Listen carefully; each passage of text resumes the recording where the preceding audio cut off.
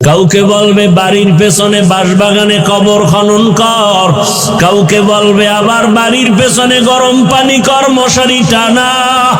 এরে যুবক, তুমি জানোনি তোমার আমার গায়ের গেঞ্জিটা বেলেট দিয়া কেটে কেটে রেখে দিবে, সাদা কাপড়ের প্যাকেট বানাইয়া।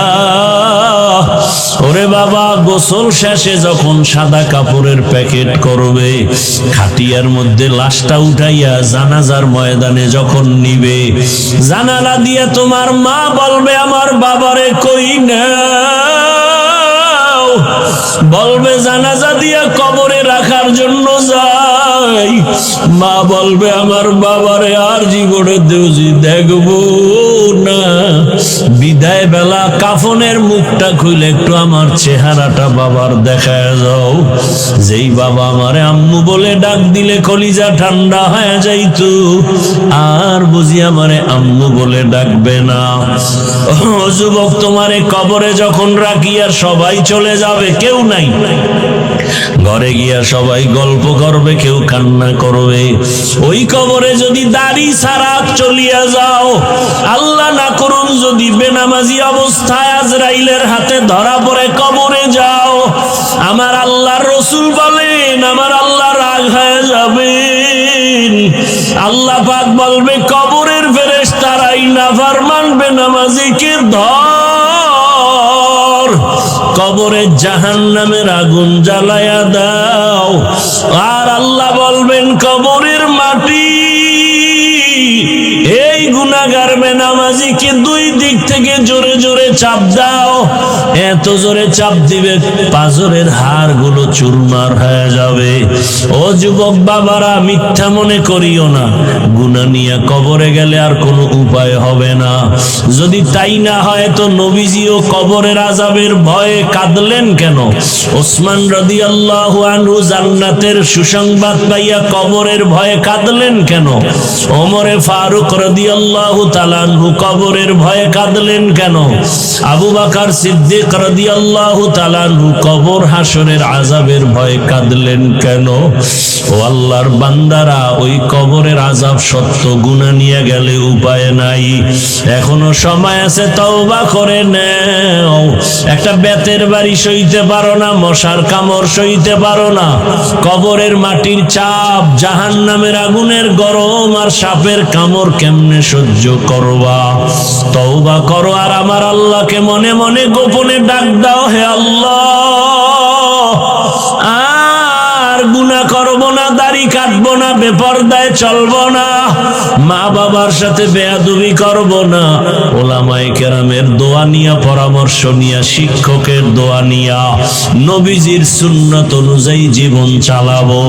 তওবা করার যদি নিয়ত হয়, মুনাফিকি যদি না থাকে, খাঁটি তওবার নিয়ত যাদের আছে, অন্তর যদি ঠিক থাকে, মরিয়া গেল আর গুনাহ করবা না। তওবার নিয়ত যদি থাকে, মা বোনেরা, বৃদ্ধ বাবাজিরা সহ দুটো হাত আমার আল্লাহকে দেখাইয়া দাও। আয় আল্লাহ, আমাদের হাতগুলো কবুল করে নেন, তওবা কবুল করে নেন, তওবার উপরে মজবুত হইয়া চলার তৌফিক দান করেন, আমিন। বিসমিল্লাহির রহমানির রহিম।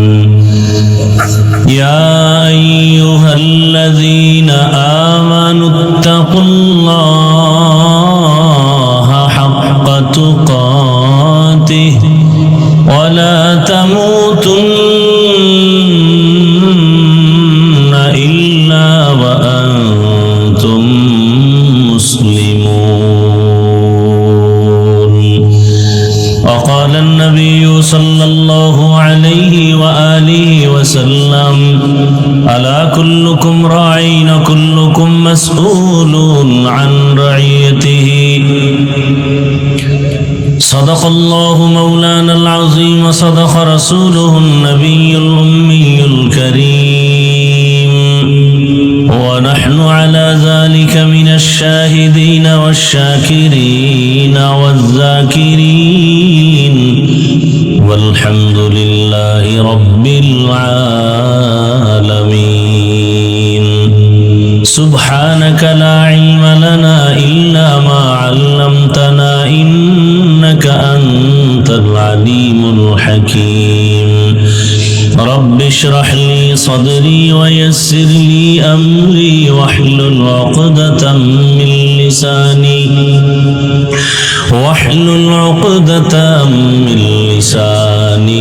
يفقه قولي सूरज ने दिया अपनी शुआओं को ये पैगाम सूरज ने दिया अपनी शुआओं को ये पैगाम दुनिया है आजो चीज को भी सुबह को भी शाम दुनिया है अजब चीज को भी सुबह को भी शाम दुनिया में हो दुनिया का तलबगार नहीं हो दुनिया में हो दुनिया का तलबगार नहीं हो बाजार से गुजरो खरीदार नहीं हो बाजार से गुजरो खरीदार नहीं हो मकबूल है शाद है काबिल तो बहुत है मकबूल है शाद है काबिल तो बहुत है आईना के मानिंदे तू नहीं दिल तो बहुत है आईना के मानिंदे तू नहीं दिल तो बहुत है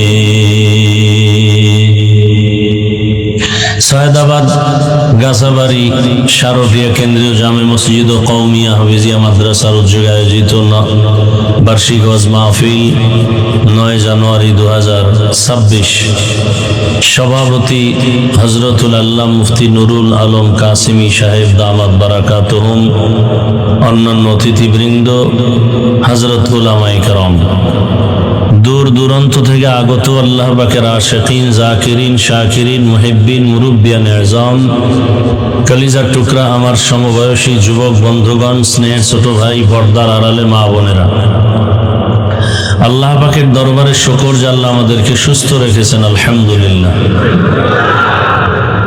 জীবনের এক অমূল্য সম্পদ আমাদের সুস্থতা টাকা পয়সা বাড়ি গাড়ি সব আছে কিন্তু যদি অসুস্থ থাকি জীবনের কোনো দাম নাই টাকা পয়সা বাড়ি গাড়ি তেমন নেই কিন্তু আল্লাহ যদি সুস্থ রাখেন এর থেকে আর সুখের জীবন হতে পারে আল্লাহ আমাদের সুস্থতাকে দাঈমান কবুল করেন এখনো যারা অসুস্থ বিছানায় ঘরে হসপিটালে আল্লাহ তাদেরকেও সুস্থ করে দেন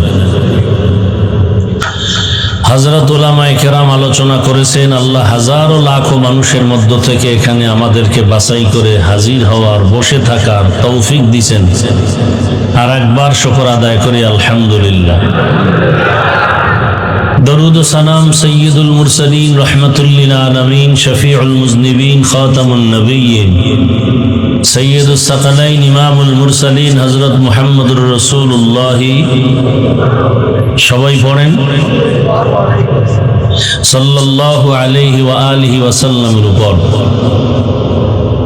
সর্বোপরি শুকর যাদের অক্লান্ত পরিশ্রমের মাধ্যমে আজ সুন্দর আয়োজন সময় পরামর্শ অর্থ দিয়ে দোয়া করে উপস্থিত হয়ে মাইক লাইট প্যান্ডেলের ব্যবস্থাপনার মাধ্যমে সহযোগিতার হাত বাড়িয়েছেন আল্লাহ প্রত্যেককেই দুনিয়াতে শান্তি পরকালে মুক্তির ব্যবস্থা করে দিন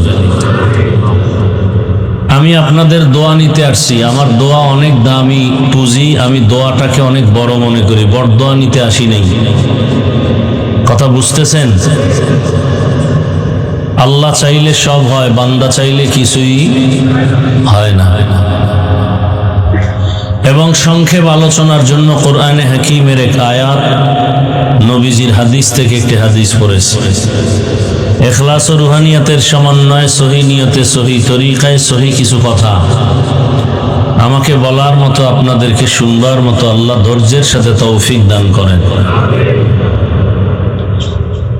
ইয়া আইয়ুহাল্লাযীনা আমানুত্তাকুল্লাহা হাক্কা তুকাতিহ আল্লাহ বলেন ও মুমিনেরা তোমরা আমি আল্লাহকে ভয় করো হক আদায় করে ভয় করার মতো ওয়ালা তামুতুন্না ইল্লা ওয়া আনতুম মুসলিমুন, এবং তোমরা কেউ মুসলমান না হওয়া পর্যন্ত মৃত্যুবরণ করিও না।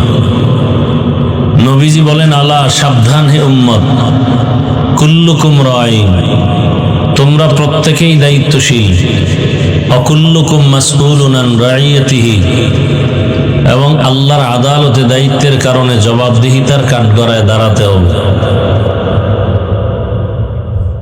আল্লাহ। আয়াত হাদিসের তরজমা শেষ। এবার আপনাদের ধৈর্যের উপরে কিছু কথা বলবো। আপনারা যদি মোহাব্বত করে ধৈর্য ধারণ করেন আর আল্লাহ তৌফিক দান করেন, তাহলে কিছু কথা হতে পারে। আপনার যদি দিল না চায়, জোর করে কাউকে বয়ান শোনানোর কোনো সুযোগ নেই। এই ভাই, একটু আওয়াজ বন্ধ করেন না। জীবনে তো কথা কম বললেন না, এত জোরে কথা বলেন যে স্টেজ পর্যন্ত আওয়াজ আসে। এত অন্তরে আপনাদের পাওয়ার। কত চালাক বাহাদুরেরা রাস্তায় ঘুরে, বিল্ডিং এ ঘুমানোর সুযোগ নেই, জঙ্গলে ঘুরে, আছে না নাই? বহু নেতা, বহু খাতা, বহু কিছু দেখলাম তো এই ছোট বয়সে। সব জায়গায় চালাকি আর নেতাগিরি চলে না, কি ভাই? আল্লাহ হেদায়াত দান করুন। এখন মিডিয়ার যুগ, একটু উল্টাপাল্টা করলে এটা মিডিয়ায় চলে যায়, কথা ঠিক না? আল্লাহ আপনাদেরকে কবুল করেন, আল্লাহ মাদ্রাসা কবুল করেন, মাহফিল কবুল করেন, এলাকাবাসীকে কবুল করেন। তো আয়াত হাদিসের তরজমা শেষ। হাদিসের উপরে কয়েক মিনিট কথা বলি, খেয়াল করে শুনেন। আল্লাহর রসুল যখন হাদিস শুনাইলেন সাহাবায়ে কেরামদেরকে, আলা কুল্লুকুম রাঈন ওয়া কুল্লুকুম মাসউলুন আন রাইয়াতিহি, সাবধান হে উম্মত, তোমরা প্রত্যেকেই দায়িত্বশীল, আল্লাহর আদালতে দায়িত্বের কারণে জবাবদিহিতার কাঠগড়ায় দাঁড়াতে হবে। সাহাবায়ে কেরাম প্রশ্ন করলেন, ইয়া রাসূলুল্লাহ, হাসরের ময়দানে দায়িত্বের কাঠগড়ায় দাঁড়িয়ে জবাব দিতে হবে, তো দায়িত্বশীল কারা এবং কার উপর? রহমতের নবী বললেন, অধীনস্থদের গার্ডিয়ান যিনি হবেন, অভিভাবক হবেন, তিনি দায়িত্বশীল অধীনস্থদের জন্য। যেমন প্রত্যেকটা সন্তান মা বাবার দায়িত্বশীল, প্রত্যেক মা বাবা সন্তানের জন্য, প্রত্যেক সন্তান মা বাবার অধীন, অতএব সন্তানের জন্য মা বাবা দায়িত্বশীল। একজন স্ত্রীর জন্য স্বামী দায়িত্বশীল, একজন ছাত্রের জন্য শিক্ষক দায়িত্বশীল, মসজিদের মুসল্লিদের জন্য ইমাম ও খতিব দায়িত্বশীল, ওয়ার্ডের মানুষের জন্য একজন কমিশনার বা মেম্বার দায়িত্বশীল, ইউনিয়নের মানুষের জন্য একজন চেয়ারম্যান দায়িত্বশীল, এমপি সাহেব তার আসনের দায়িত্বশীল, দেশের প্রধান দেশের জাতির জন্য দায়িত্বশীল, আর উম্মতে মুহাম্মাদির জন্য উলামায়ে আহলে হক দায়িত্বশীল। আল্লাহর রাসূল বললেন অধীনস্থদের গার্ডিয়ান যিনি হবেন তিনি দায়িত্বশীল। আল্লাহর আদালতে অধীনস্থদের উপরে যে হক আছে তা আদায় হলো কিনা আল্লাহর আদালতে জবাব দিতে হবে। আর একজন সাহাবী দাঁড়ায় গেলেন, ইয়া রাসূলুল্লাহ, আমার অধীনেও কেউ নাই, আমিও কারো অধীনে নাই, আমার দায়িত্বটা কি? রহমতের নবী বললেন, হে সাহাবী, আপনি আপনার অঙ্গ প্রত্যঙ্গের দায়িত্বশীল। কিসের দায়িত্বশীল ভাই? দুইটা হাত আল্লাহ দিছেন বিনা কারণে না, এগুলোর জন্য ডিউটি আছে আলাদা। দুটো পা দিয়েছেন, আলাদা ডিউটি। দুটো চোখ দিয়েছেন, আলাদা ডিউটি। দুটো কান দিয়েছেন, আলাদা ডিউটি। কিয়ামতের ময়দানে আল্লাহ পাকের আদালতে এই অঙ্গ প্রত্যঙ্গগুলো সঠিকভাবে ডিউটি পালন করলো কিনা আল্লাহর আদালতে আপনাকে আমাকে জবাব দিতে হবে। কিয়ামতের দিন আল্লাহ বলবেন, জিজ্ঞাসা করবেন, এই বান্দা, তোমার হাত, পা, চোখ, কান এগুলোর ডিউটি কি ঠিকমতো পালন হয়েছে? অনেক গুনাহগারেরা ভয়ে, আযাবের ভয়ে বলবে, হ্যাঁ হয়েছে। আল্লাহ তো জানেন মিথ্যা বলছে। আল্লাহ পাক সাথে সাথেই জিহ্বা বন্ধ করে হাতকে বলবেন, কথা বল। اليوم نختم على أفواههم وتكلمنا أيديهم وتشهد أرجلهم بما كانوا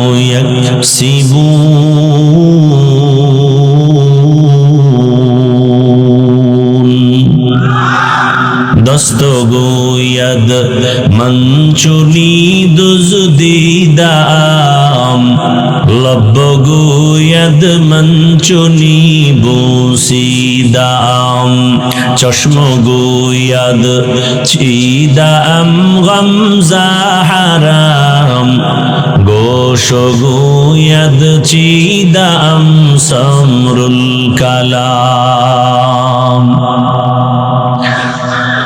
আল্লাহ পাক রব্বুল আলামিন বলেন, কিয়ামতের ময়দানে হাতকে বলবেন, কথা বল।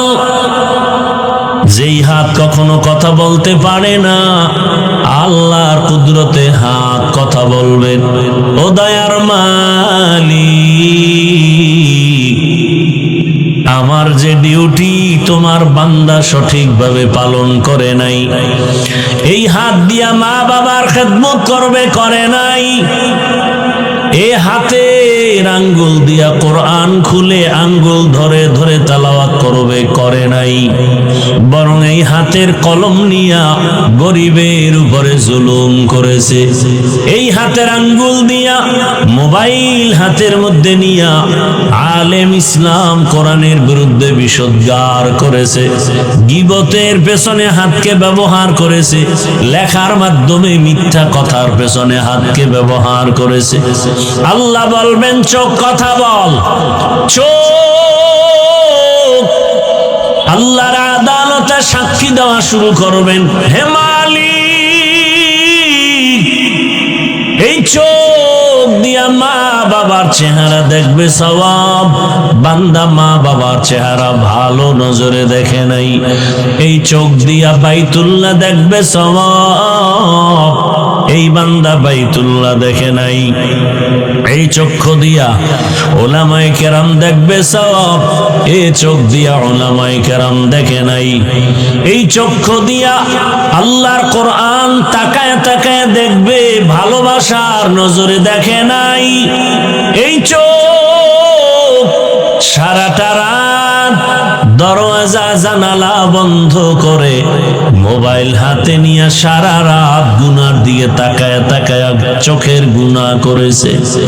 আল্লাহর কাছে এভাবে পা সাক্ষী দিবে, হাত সাক্ষী দিবে।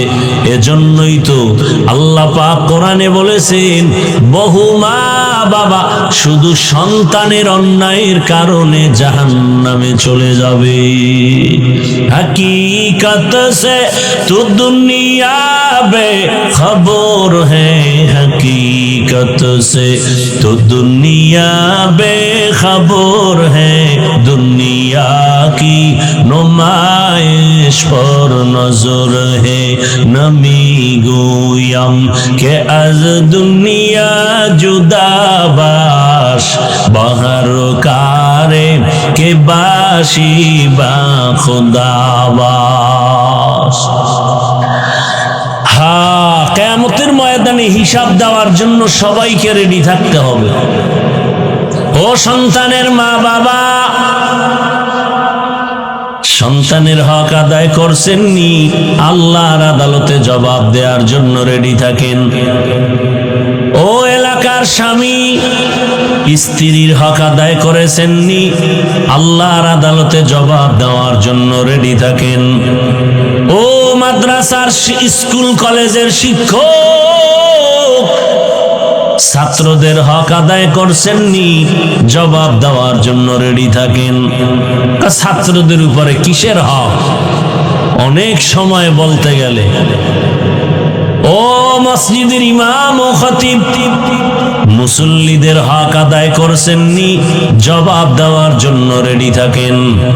আল্লাহ তাআলা কোরআনের ভিন্ন আয়াতে বলেন, ইয়া আইয়ুহাল্লাযীনা আমানু কু আনফুসাকুম ওয়া আহলিকুম নারা ওয়াকুদুহান নাসু ওয়াল হিজারা আলাইহা মালাইকাতুন গিলাযুন শিদাদুন লা ইয়াসুনাল্লাহা মা আমারাহুম ওয়া ইয়াফআলুনা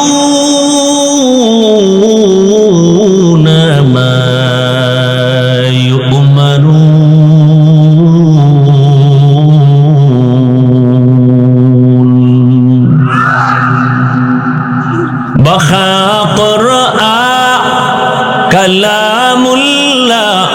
বশনো কদিমাস্তি কদিমাস্তি নইনো জিন্দগি মে বন্দগি তু করনা হে,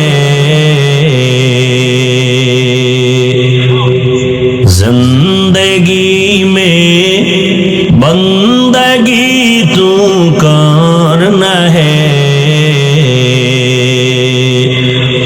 जिंदगी बे बंदगी शर्मिंदा है, जिंदगी बे बंदगी शर्मिंदा है। दुनिया में हो दुनिया का तलबगार न हो,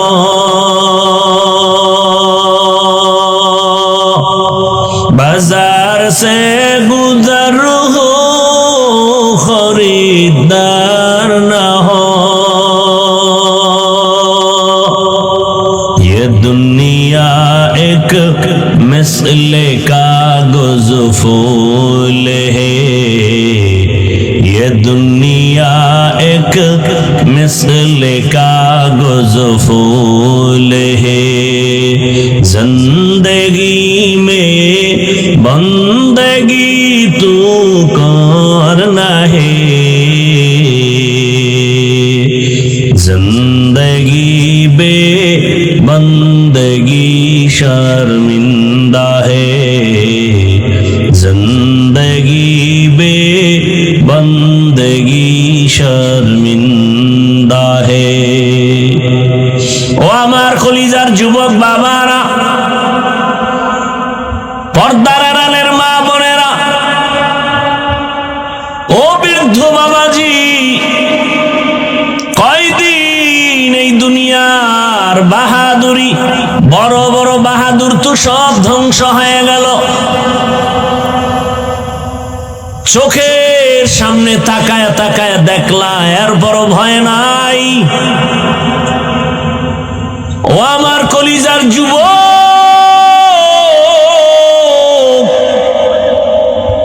আমি তোমার পায়ে হাত রেখে বুঝাবার জন্য আসছি, আঘাত করার জন্য আসি নাই।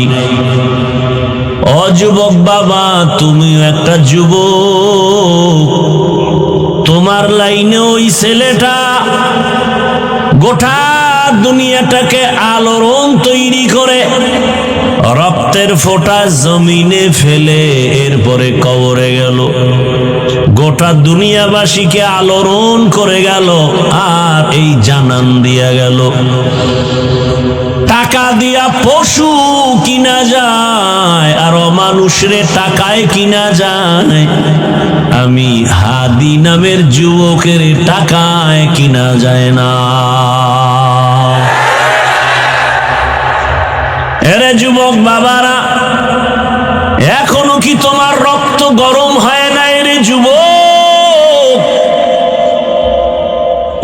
কেমন যুবক আর তোমার চরিত্র কেমন খারাপ। তুমি সারা রাত মোবাইলে গুনাহ করার জন্য এমবি নাই, সেই এমবির টাকার জন্য মায়ের টাকা চুরি করো, বাবার টাকা চুরি করো। আর তোমার লাইনের ওই যুবক রাস্তা দিয়া যখন হেঁটে যায়, মানুষ এসে এসে টাকা দেয়। যুবকরা সত্য কথা স্বীকার কর, 50,000 টাকার বান্ডিল এভাবে মানুষ দেয়। মরার পরে তার অ্যাকাউন্ট চেক করা হলো, কোটি কোটি টাকা আসছে অ্যাকাউন্টে। তোমরাই সাক্ষী দাও, তোমার ওই লাইনের যুবক কোনদিন লাইভে এসে বলছিল আমারে টাকা দাও? বলছে? তো ও কেমন আর তোর চরিত্র এত খারাপ কেন? 500 টাকার জন্য পাগল হয়ে গেছো? আরে মানুষ, আবার তসবিহ টানতেছো ভোটের আগের রাতের সেই বরকতের তাহাজ্জুদের সময় কোন দিন আসবে? এটা কোন থানা? সদর। যাও তুমি ওই সদর বাজারে যাও, মানের একটা মুরগি যদি কিনতে যাও 800 থেকে 1000 টাকা। একটা ভালো মানের ছাগল কিনবা 15 থেকে 20,000 টাকা। এই বেটা চিল্লাও এত,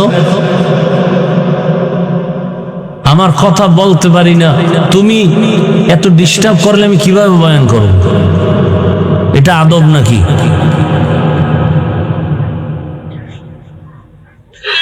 ভালো একটা মানের গরু কিনতে যাও কত কত ভাই? 1 লাখ প্লাস। বুঝেন একটা কথা, কিন্তু আমি হাসির জন্য বলি না, বুঝার মতো কথা বলতেছি, হৃদয়ের চূড়ান্ত ভালোবাসা থেকে কথা বলতেছি।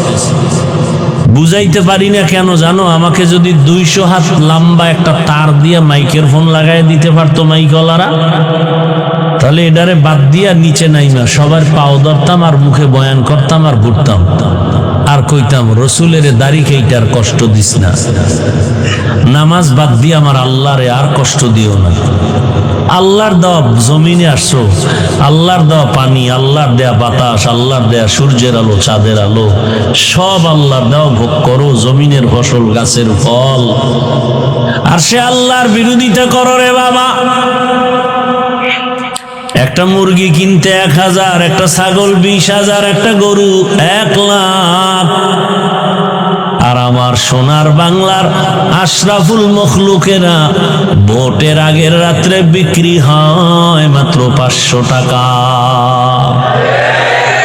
তাহলে বোঝা গেল তুমি মুরগির দামের চেয়েও নিকৃষ্ট, তুমি ছাগলের চেয়েও খারাপ, তুমি গরুর চেয়েও খারাপ, তুমি শূকরের চেয়েও খারাপ, তুমি কুকুরের চেয়েও খারাপ। দলিল নাও। তুমি যে অমানুষ, তোমার জন্য যে জাহান্নাম। টাকায় পশু বিক্রি হয়, মানুষ বিক্রি হতে পারে না। এই প্রমাণ দিল তোমার যুবক। আর তুমি 500 টাকার জন্য পাগল হয়ে গেছো। আল্লাহ বলেন, এবার শুনো 9 পারা সূরা আরাফ, ওয়ালাকাদ যারানা লিজাহান্নামা কাসীরাম মিনাল জিন্নি ওয়াল ইনসি লাহুম কুলুবুন লা ইয়াফকাহুনা বিহা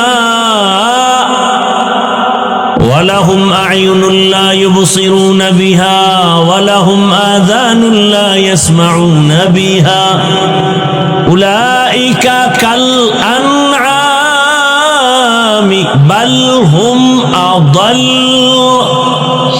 উলাইকা হুমুল গাফিলুন।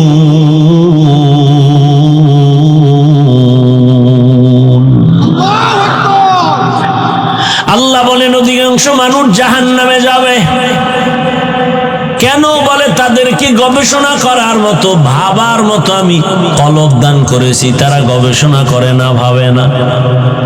যাদের ভাবার চিন্তা আছে তারা ভাবতে থাকবে, আরে আমারে কে বানাইলেন, আজকে আমি বড় গলায় কথা বলি, মাস্তানি করি, বাহাদুরি দেখাই, টাকার গরম দেখাই। আরে তুমি কয় টাকার মালিক? তুমি তো নমরুদের থেকে বড় মাস্তান হতে পারো না।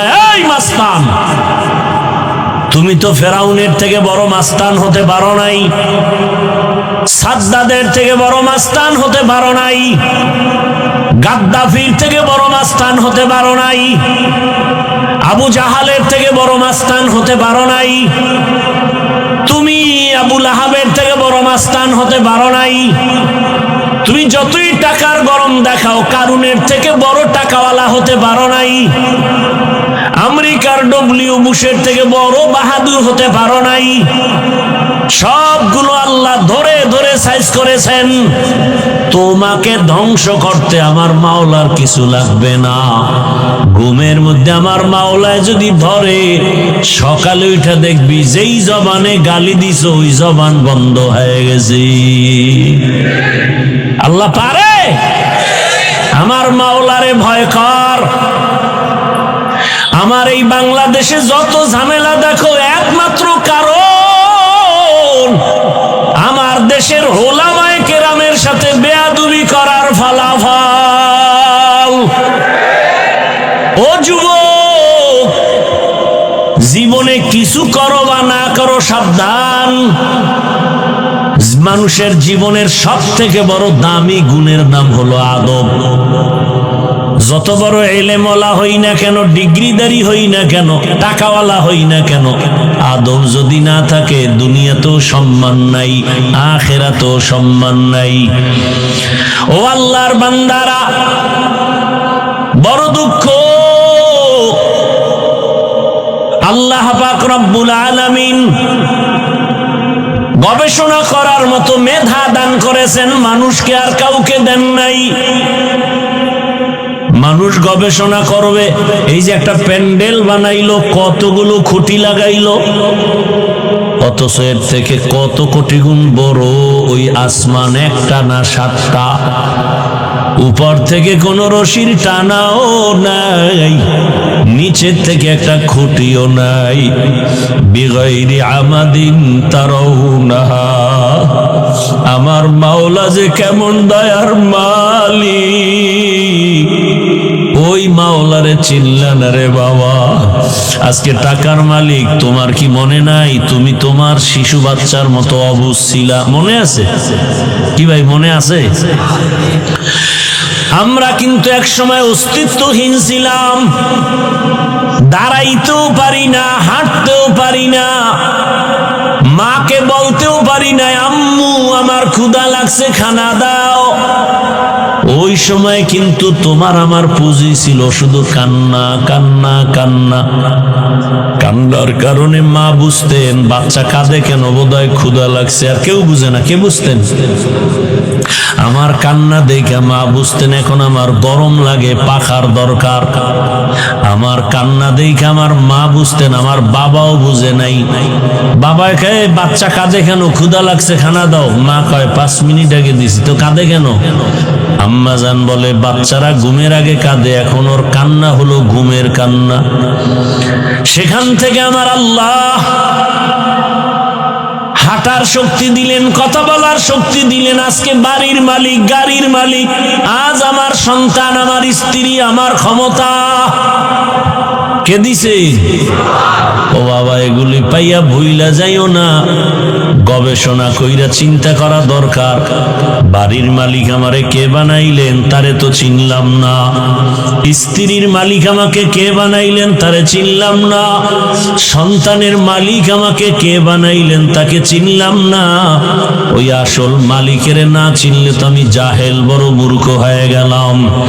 এরে নবীর উম্মতের দল, ও যুবক বাবারা, তোমার ওই যুবকের তেজস্বী সততা দেখাও কি তোমার দিল কাঁদে না? আরে মনে শখ লাগে মানুষের, এরে দাড়ি কাটলে না জানি একটু মজা লাগে। আচ্ছা কাটছো তো, এবার তওবা করো। তোমার মনে আশা জাগছে পার্কে পার্কে ঘুরলে মজা। অনেক অনেকদিন তুমি ঘুরছো, এবার তওবা করো। মনে তোমার আশা সারা রাত মোবাইল চালাইলে কি না জানি মজা, এবার তওবা করো। এরে নবীর উম্মতের দল, অনুরোধ করে বলছি রে বাবা, কয়দিন আর বাহাদুরি করবা? তোমার চোখের সামনে তাকায় দেখো না, গাড়ির চাকার তলে যুবকের লাশ, ঘুমের বিছানায় যুবকের লাশ, নদীর মধ্যে পানির ভেতরে যুবকের লাশ। ও যুবকেরা বলো, ঘুমের মাঝে কেউ মরে না? তুমি যদি মরিয়া যাও, কালকে তোমার লাশ কবরে একদিন হয়ে যাবে। ও যুবক বাবা, ও পর্দার আড়ালের আম্মা জানেরা, আমার আল্লাহর ভয়ের জন্য আল্লাহ বলেন আমাকে ভয় করো। আমার ভয়ের নাম তাকওয়া। ভয় করার মতো ভয় করো। মুসলমান না হইয়া কেউ কবরের দিকে রওনা দিও না। এজন্যই তো ওলামায়ে কেরাম বলেন, বক্তা হইছি, মাওলানা হইছি, কিন্তু এখনো খাঁটি মুসলমান হতে পারি নাই। মুসলমান তো জবানে গালি দিতে পারে না, মুসলমান তো জবানে গীবত করতে পারে না, মুসলমান তো ওই জবানে মিথ্যা বলতে পারে না, মুসলমান তো কারো ক্ষতি করতে পারে না, মুসলমান ইচ্ছা করিয়া কারো অপমান করতে পারে না। আল্লাহর রাসূল বলেন, খায়রুন নাস মান ইয়ানফাউন নাস, ভালো মানুষ ওই ব্যক্তি যার দ্বারা অন্যের উপকার হয়, ক্ষতি হয় না। ও আল্লাহর বান্দারা, ও পর্দার আড়ালের মা বোনেরা, আপনার মতো মা বোন এই এলাকায় এখনো আছে, 5 ওয়াক্ত নামাজ পড়ে, স্বামীর মাল হেফাজত করে, বেপরদায় চলে না। আপনারা একটু জবাব দেন, এরকম মাই এলাকায় আসেনি? যুবকেরা, সত্য কথা মানো আর না মানো, স্বীকার করো, তোমার মতো যুবক স্কুলে পড়ে, কলেজে পড়ে, 5 ওয়াক্ত নামাজি আসেনি? তোমার কপাল কেন এত খারাপ? তুমি কেন নামাজ আদায় করতে পারো না? তোমার মতো যুবক র্যাব, আর্মি, পুলিশ, বিডিআরের চাকরি করে, নামাজি নাই, তুমি কেন পারো না? তোমার মতো যুবক নদীর মধ্যে মাছ ধরে, কৃষি কাজ করে, রাস্তায় গাড়ি চালায়, 5 ওয়াক্ত নামাজ পড়ে, তোমার অন্তরকে প্রশ্ন করো, তুমি পারো না কেন? আমার মাওলার কোরআনটা কি মিথ্যা মনে করেছো? যদি বলো হ্যাঁ, তো একটা প্রমাণ দে, খোদার কসম, কোরআনের একটা ভুল বের করে দেখায়, এখন আমি দাড়ি কেটে ফেলবো। আর আল্লাহকে ডাকবো না, কারণ আমার আল্লাহ একজন আছেন। জান্নাত আছে, জাহান্নাম আছে, ইসলাম আছে, সব কিছুর মূল দলিল কোরআন। ওই কোরআনে যদি ভুল থাইকা যায়, সব ভুল। কিন্তু তুমি কেন 1500 বছর পর্যন্ত বহু বাহাদুরেরা আল্লাহর কোরআনের ভুল বের করার অপচেষ্টা কম করে নাই? আজও পর্যন্ত একটা ভুল বের করতে পারে নাই, বরং এই কোরআনের কাছে আইসা মাথা নত করে কালেমা পড়ছে। ও যুবকের, একটু জবাব দাও, কোরআনের ভিতরে কি জান্নাতের বয়ান আছে? মিথ্যা বলো না, আছে? কোরআনের ভেতরে কি জাহান্নামের বয়ান আছে? কে জান্নাতে যাবে, কে তো বয়ান আছে। ইন্নাল আবরারা লাফি নাঈম ওয়া ইন্নাল ফুজ্জারা লাফি জাহিম। নেক আমলওয়ালারা জান্নাতের পথিক, গুনাহগার যারা তারা জাহান্নামের পথিক। ও যুবক, আমি কিন্তু একবারও বলি নাই আমার মতো হুজুর হও, স্কুলে তালা দাও, মাদ্রাসায় যাও, একবারও বলি নাই রে বাবা। আমার দেশে মাওলানা, মুফতি, মুহাদ্দিসের আলহামদুলিল্লাহ অভাব নাই। কি ভাই, অভাব আছে? নাই। আবার মাওলানা বানানের বয়ান করনেওয়ালারও অভাব নাই।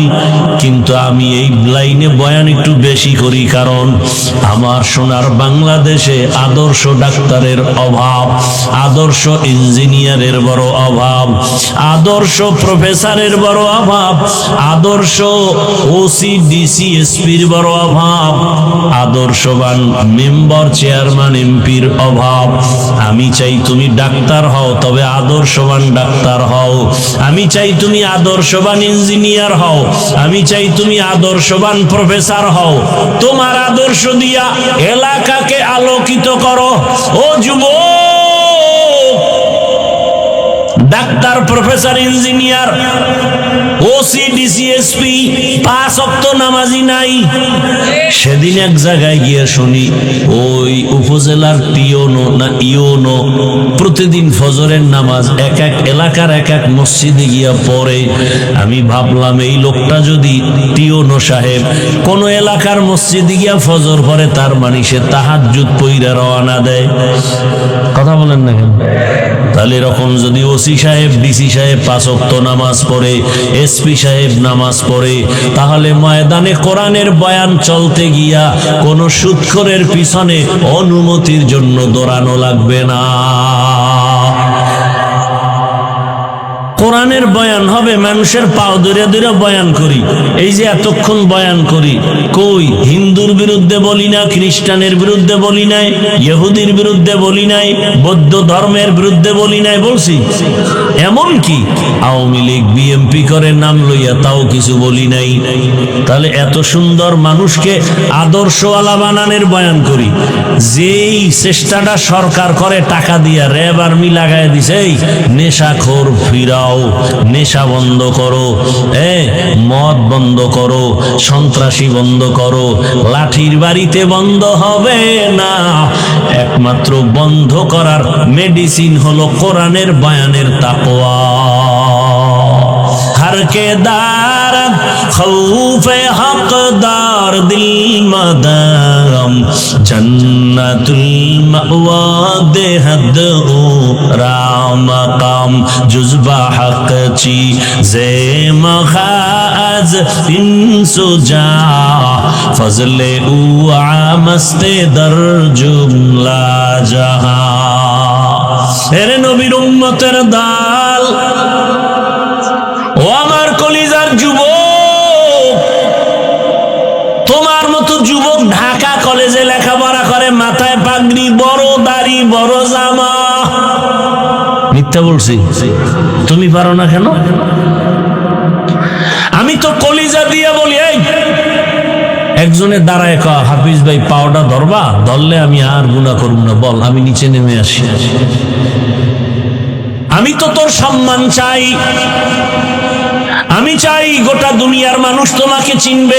এক ব্যক্তি ডাক্তার জাকির নায়ক, গোটা দুনিয়ার মানুষ চিনে না।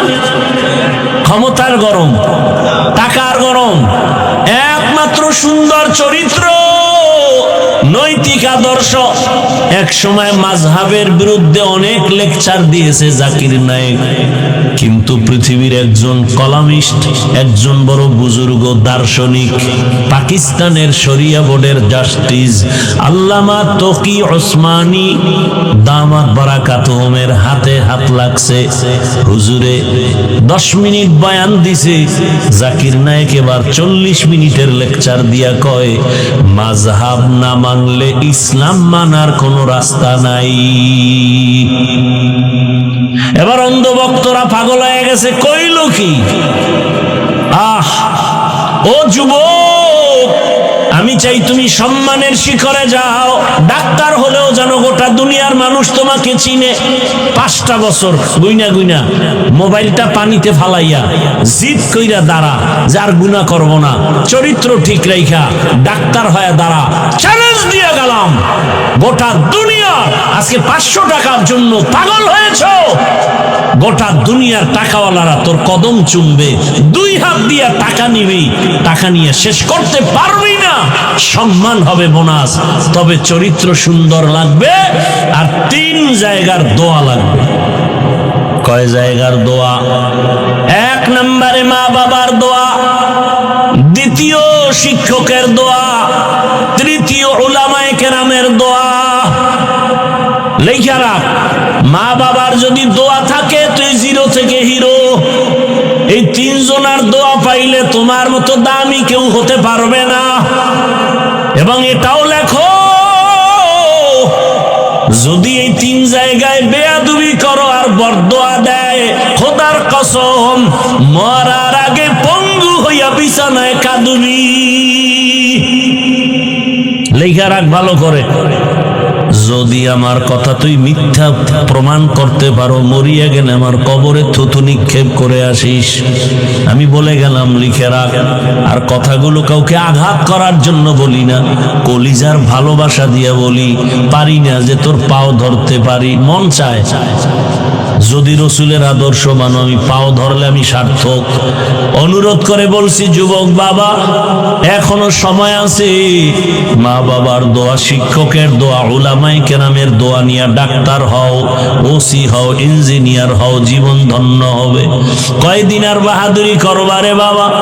মনে রে খালি একটা কথা বুঝাও, যে আমার মতো যুবক যদি স্কুলে পড়ে, নামাজ পড়ে, আমি পারি না কেন? আর কোনো ওয়াজের দরকার নেই, খালি এই কথাটা বুঝাও। তোমার মতো যুবক যদি জেনারেল লাইনে থাকিয়া কাজ করে, ব্যবসা করে, নামাজ পড়ে, তুমি পারো না কেন? ও পর্দার আড়ালের আম্মা জানেরা, বাবা জানেরা, মনটা কি চায় না একটা সন্তানকে আদর্শ সন্তান বানাবেন? সন্তানের ভবিষ্যৎ নিয়ে ভাবেন না? ও আম্মা জান, আপনার মতো কত মা নামাজি পর্দাওয়ালা আছে, কিন্তু ভিন্ন মা বোনেরা, আপনারা যারা মার্কেটে মার্কেটে ঘুরেন, আপনার কি ভবিষ্যৎ সন্তানের নিয়ে ভাবেন না? এমন আপনার চিন্তা করা উচিত, আপনি এমন আদর্শ রেখে যাবেন, সন্তান যেন আপনাকে নিয়ে গর্ব করতে পারে, বন্ধুদের কাছে গর্ব করবে, আরে আমার আম্মু না আজান হলেই দেখতাম নামাজে দাঁড়াইত। এটা গর্ব না?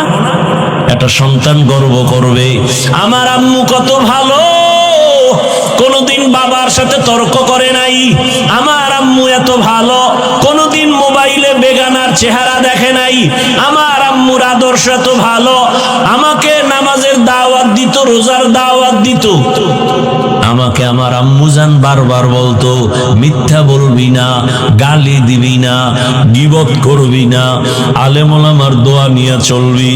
আমার আম্মু কোনদিন মোবাইলে সময় নষ্ট করে নাই, আমার আম্মু মোবাইলে নাটক দেখে নাই। ও আম্মা জান, আপনার সন্তানের জন্য কত বড় গর্বের বিষয়। ও আব্বা জানেরা, আপনারও চিন্তা করা উচিত, সন্তান যেন আপনার আদর্শ পেয়ে গর্ব করে, গোপনে গোপনে দোয়া করে। আমার আব্বুকে দেখলাম কোনদিন আমার আম্মুরে গালি দেয় নাই, আমার আম্মুর সাথে খারাপ আচরণ করে নাই। আমার আব্বুকে দেখেছি, আমার আম্মুর কাজের সহযোগিতা করেছে। আমার আব্বু কখনো বেগানার চেহারা দেখে নাই, আমার আব্বু মোবাইলে সময় নষ্ট করে নাই। আপনি দোয়া পাবেন, সন্তানও ভালো হবে। আর যদি আপনার আদর্শ তো খারাপ হয়, সন্তান তো পরবর্তীতে বলবে, আর চোখের পানি ফেলবে, আর বলবে, আরে আমার মা বাবাই তো ভালো ছিল না, আমি কেমনে ভালো হব? আমার মাকে দেখতাম বাবার সাথে খারাপ ব্যবহার করে, আমার মা সারাদিন মার্কেটে দেখতাম ঘুরে, আমার আম্মুকে দেখতাম মোবাইলে গান বাজনা দেখে, আমার বাবার চরিত্র বেশি ভালো ছিল না, বেগানার চেহারা দেখতো, নাটক দেখতো, মোবাইল নিয়ে পড়ে থাকতো। আমার বাবা নামাজ নাই, রোজা নাই, তেলাওয়াত নাই, আমার বাবার চরিত্র বড় খারাপ ছিল। এই সন্তান ধিক্কার জানাবে।